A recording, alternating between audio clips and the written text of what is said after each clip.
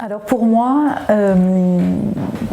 le jour où j'ai vraiment décidé que j'allais vivre de cet appel, eh bien ma vie a complètement changé, ou j'ai complètement changé ma vie, puisque j'ai quitté mon métier, j'étais médecin, j'ai donné ma démission de l'hôpital public et je suis redevenue étudiante, étudiante en théologie à temps plein.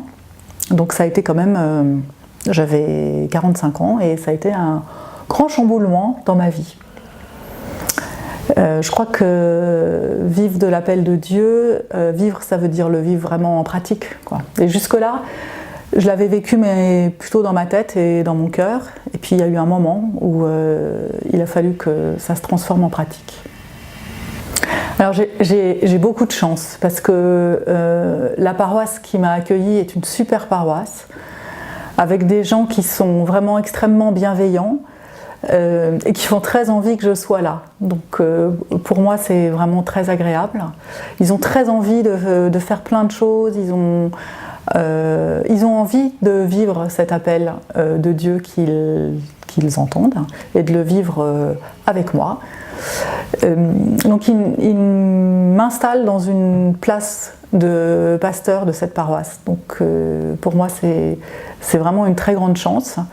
Je me sens à ma place, je ne sais pas, mais en tout cas dans une place qui est la mienne, ça c'est sûr, comme pasteur de cette paroisse, avec une place qui est particulièrement importante, je dirais, sur deux aspects. D'abord dans les cultes.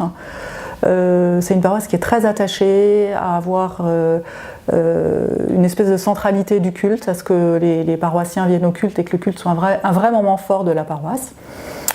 Ça correspond bien à mes motivations, donc ça tombe bien. Et puis l'autre